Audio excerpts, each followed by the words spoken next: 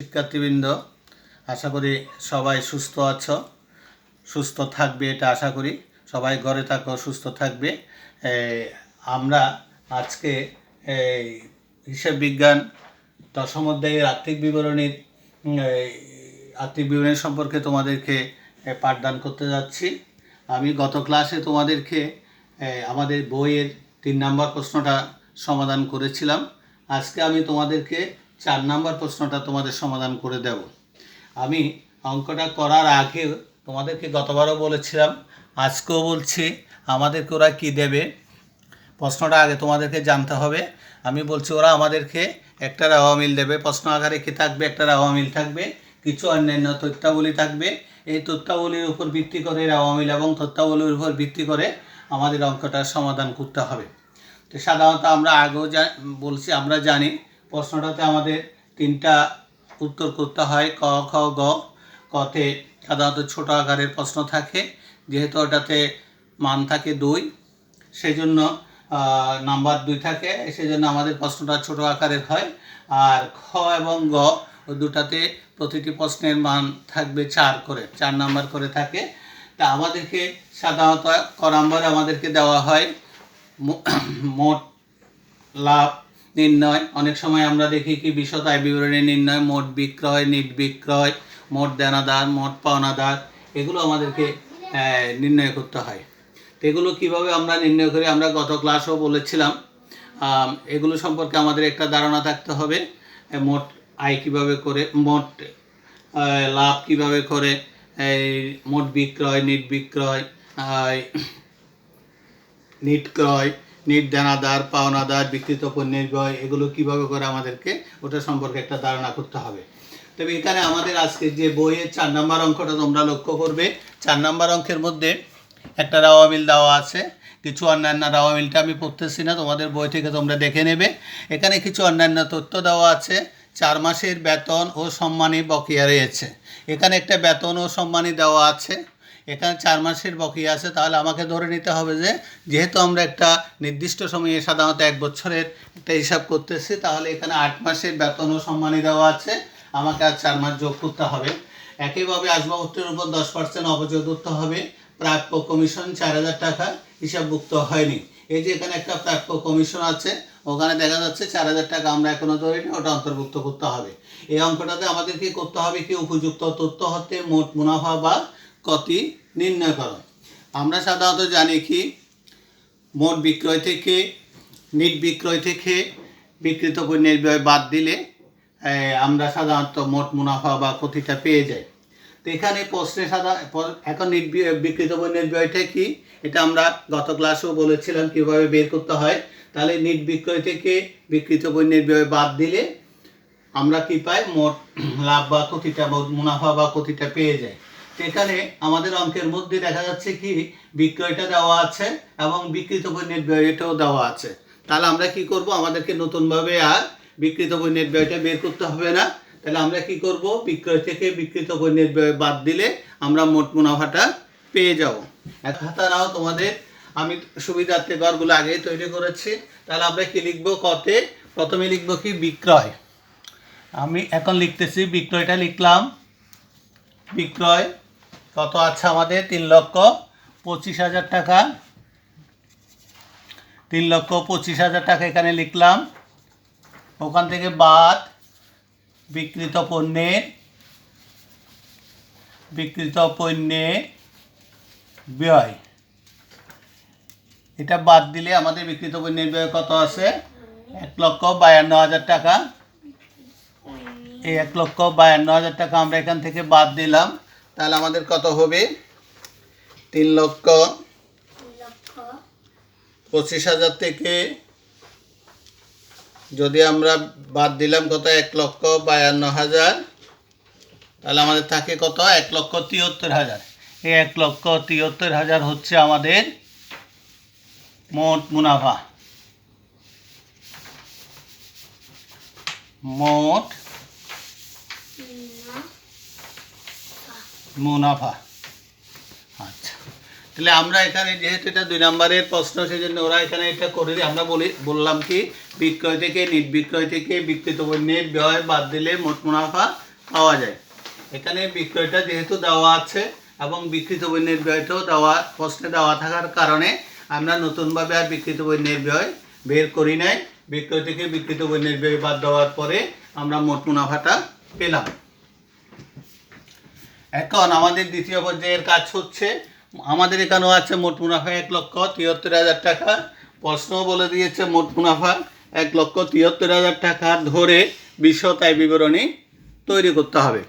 তাহলে এখানে যেহেতু দেওয়া আছে, তা আমরা এখানে লিখব কি মোট মুনাফা। প্রথমে লিখলাম মোট মুনাফা 1,73,000 টাকা। ওখান থেকে আমরা কি করি, মোট মুনাফা থেকে পরিচালন ব্যয় বাদ দিলে পরিচালন মুনাফা পাওয়া যায়। তাহলে আমরা তোমাদেরকে বইতে পড়তে বলছিলাম, ওখানে একটা আলাদা চার্ট দেওয়া আছে, পরিচালন আয়, পরিচালন ব্যয়, অন্যান্য আয়, অন্যান্য ব্যয়, এভাবে একটা চার্ট দেওয়া আছে। তাহলে আমাকে পরিচালন ব্যয়গুলো চিনতে হবে। তাহলে আমি এটা যেহেতু প্রশ্নে দেওয়া আছে, আমি এখানে লিখে দিলাম প্রশ্নে প্রদত্ত, এটা থেকে বাদ পরিচালন ব্যয়। আমরা কি করব, পরিচালন ব্যয় বাদ দেবো। এখন পরিচালন ব্যয় কি আছে আমি রাওয়া মিলে একটু করে দেখব। এখানে তোমরাও দেখো রাওয়া মিলে। প্রথমে আছে বেতন ও সম্মানী, এটা লিখলাম বেতন ও সম্মানী। বেতন ও সম্মানী কত টাকা আছে এখানে, 72,000 টাকা।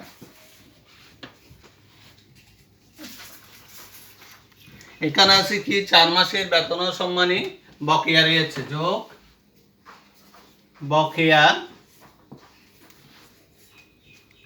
বকেয়া বেতন ও সম্মানী।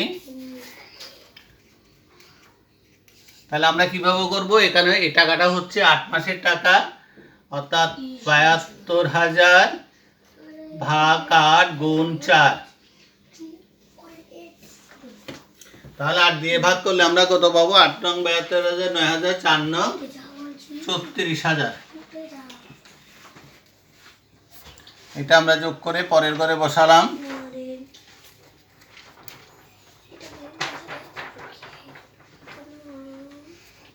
1,08,000 টাকা। এটার পর আসবে প্রশিক্ষণ ভাতা, এটাও হচ্ছে আমাদের পরিচালন ব্যয়। প্রশিক্ষণ ভাতা কত আসবে, 18,000 টাকা। প্রশিক্ষণ ভাতার পরে আসবে কমিশন,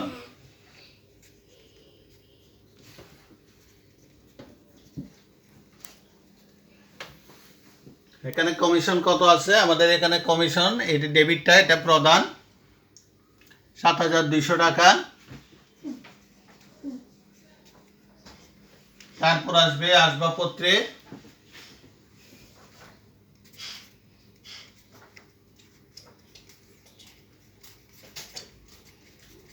আসবাবপত্রের অবচয় কত করে, 10%। এখানে আমাদের আসবাবপত্র আছে কত, আমাদের রূপে দেওয়া মিলে আমাদেরকে দেখতে হবে। এখানে 1,00,000 টাকা আসবাবপত্র আছে, আসবাবপত্রের অবচয় 10% হবে কত, 10,000 টাকা। এখন দেখা যাচ্ছে এখানে আমাদের আর কোনো পরিচালন ব্যয় না থাকাতে আমরা এগুলো যোগ করলাম। যোগ করলে আমাদের কত আসবে,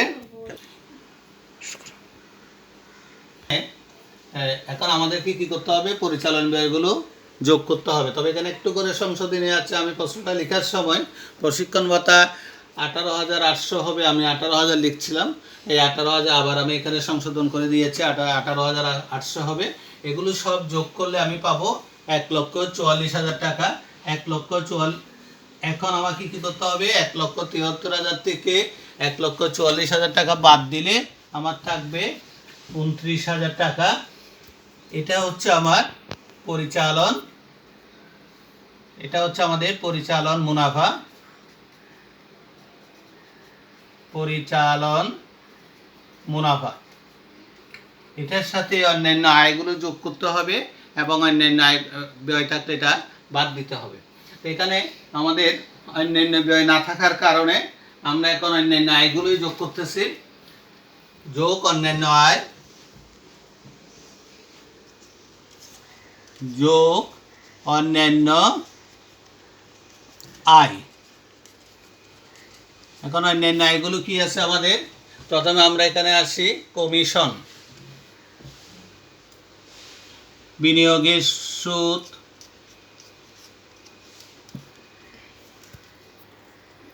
বিনিয়োগের সুদ। আমার এখানে বিনিয়োগ কত আছে? বিনিয়োগ আছে 1,20,000 টাকা।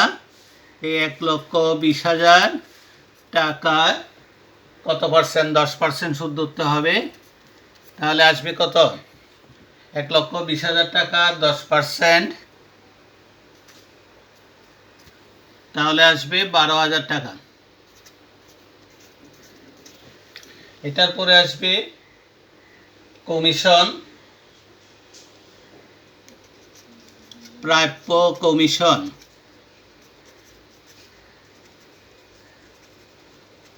প্রাপ্য কমিশন এখানে আছে কত? 4,000 টাকা, যোগ প্রাপ্য কমিশন 4,000 টাকা হিসাবভুক্ত হয়নি, যোগ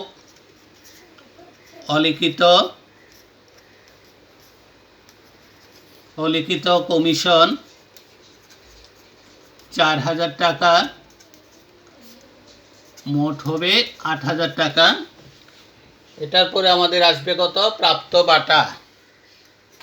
প্রাপ্ত বাটা 11,000 টাকা। এই সবগুলো আমরা যোগ করব, হবে কত? 31,000 টাকা।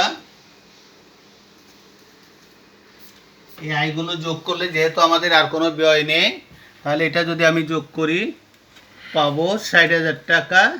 এটাই হচ্ছে আমাদের নেট মুনাফা।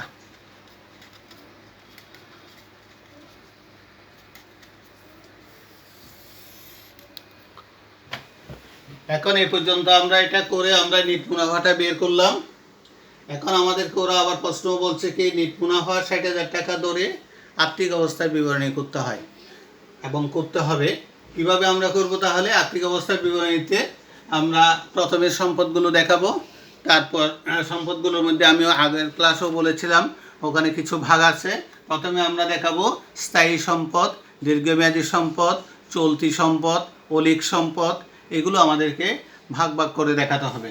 তাহলে আমাকে জানতে হবে স্থায়ী সম্পদ কোনগুলো। আসবাবপত্র, দালান কোঠা, যন্ত্রপাতি ইত্যাদি, এগুলো হচ্ছে তোমার স্থায়ী ইজারা সম্পত্তি, এগুলো হচ্ছে স্থায়ী সম্পদ। তো এখন আমরা স্থায়ী সম্পদসমূহের মধ্যে আসি। স্থায়ী সম্পদ, স্থায়ী সম্পদে আমার অঙ্কে কি আছে? স্থায়ী সম্পদ লিখে আমি এখানে আমি লিখিয়ে দেখতেছি কি আমার আছে কি এখানে আসবাবপত্র। প্রথমে লিখলাম আসবাবপত্র। আসবাবপত্র কত আছে আমার? 1,00,000 টাকা। ভাত অপচয়,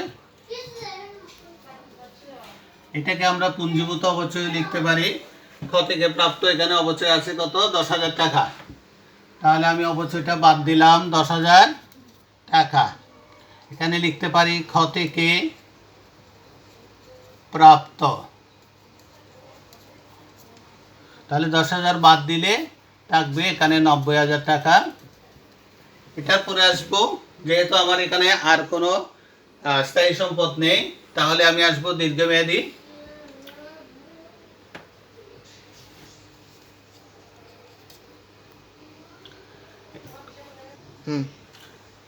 দীর্ঘমেয়াদী বিনিয়োগ।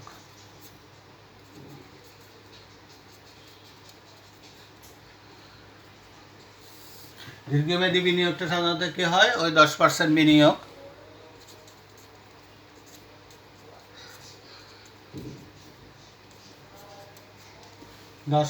বিনিয়োগ 1,00,000 20,000 টাকা। এটার পরে আসবে আমাদের চলতি সম্পদ।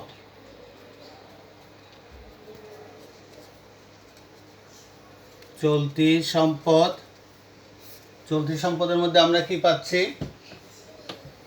আমরা এখানে উপর থেকে দেখি মূলধন, বিক্রিত পণ্যের ব্যয়, সমাপনী মজুত পণ্যের বিক্রয়, বিনিয়োগ, বেতন ও সম্মানী, প্রশিক্ষণ ভাতা, আসবাবপত্র, কমিশন, প্রাপ্ত ভাতা, পাওনাদার। তাহলে এটা তারপর এখানে কি আছে? 4 মাসের বেতন ও সম্মানী বকেয়া রয়েছে। খরচ যদি 4 মাসের খরচ বকেয়া থাকলে দায় হয়, আসবাবপত্রের অবচয় আমরা এখানে ধরে ফেলছি। তাহলে আমাদের আছে কি? প্রাপ্য কমিশন। সম্পদ, কোনো আয় যদি বকেয়া থাকে এটা আমাদের সম্পদ হয়, চলতি সম্পদ। এখানে আসবে কি? প্রাপ্য কমিশন।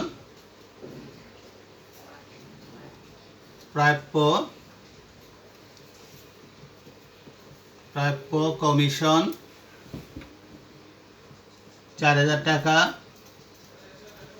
বিনিয়োগের সুদ, বিনিয়োগের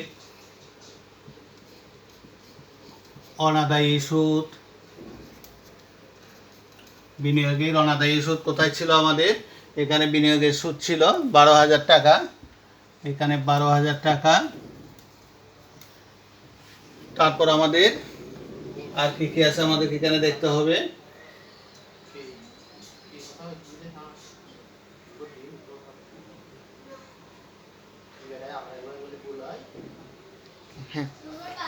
এটার পরে আমরা সাধারণত সমাপনী মজুত পণ্যটা অনেক সময় অন্যান্য তথ্যের মধ্যে বেশিরভাগ থাকে, কিন্তু আমাদের এখানে দেওয়া আছে কোথায়? অঙ্কের ভিতরে। সমাপনী অর্থাৎ আওয়ামিলের মধ্যেই দেওয়া আছে। সমাপনী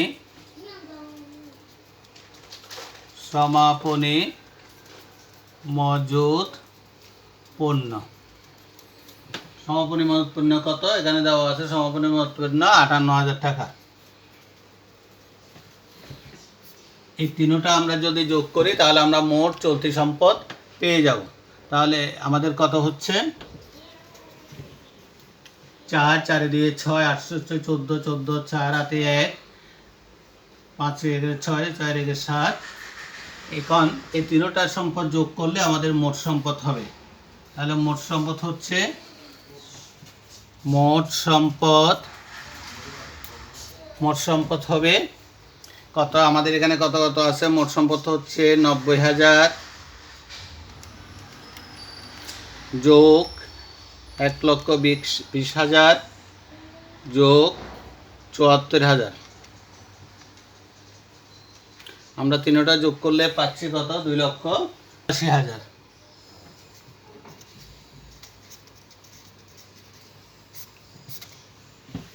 এটার পরে আমাদের পরবর্তী ধাপ হচ্ছে কি? মালিকানা সত্ত্ব, দায় ও মালিকানা সত্ত্ব। তাহলে আমরা এখানে কি লিখব? মালিকানা সত্ত্ব, মালিকানা সত্ত্ব ও দায়, দায় সমূহ। প্রথমে আমরা লিখব কি? মালিকানা সত্ত্ব।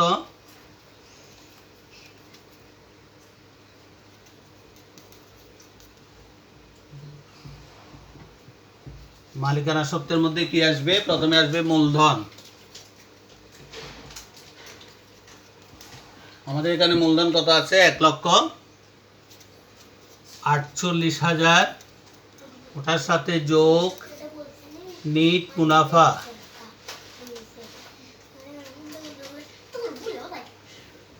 নিট মুনাফা যোগ করতে হবে। নিট মুনাফা আমরা কত থেকে পাইছি? এখানে কত ছিল? 60,000 টাকা। এই দুইটা যোগ করে আমরা পরবর্তী ঘরে বসাবো 1,48,000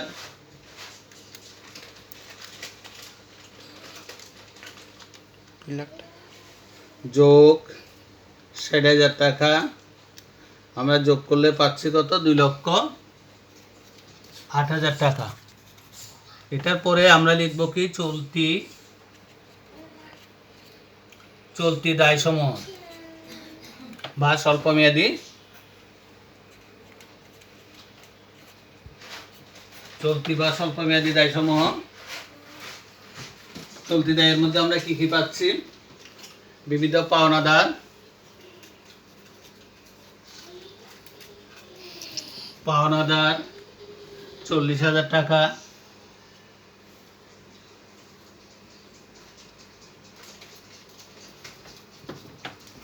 বকেয়া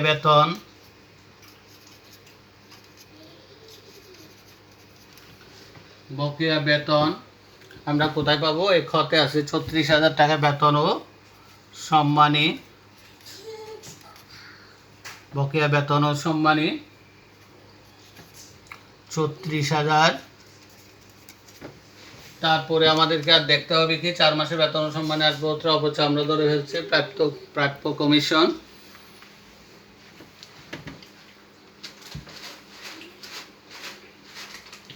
এই দুইটাই আমরা যোগ করলে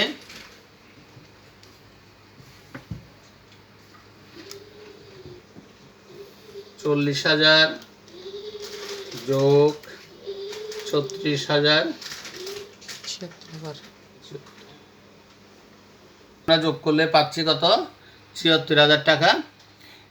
এটার সাথে আমরা যখন এটা যোগ করব মালিকানা সত্ত্ব 76,000 যোগ 2,08,000 সমান পাচ্ছি কত? 2,84,000। এটা হবে মোট দায় ও মালিকানা সত্ত্ব। আজকে 4 নম্বর প্রশ্নটার উপর ভিত্তি করে আমরা অঙ্কটা মোটামুটি একটা সমাধান করলাম। আজকে আমরা এ পর্যন্ত করলাম। তারপরেও যদি তোমাদের কোনো সমস্যা থাকে কমেন্টে বলবে, আমি এটা সমাধান করার চেষ্টা করব। সবাই সুস্থ থাকবে। সবাইকে অশেষ অশেষ ধন্যবাদ।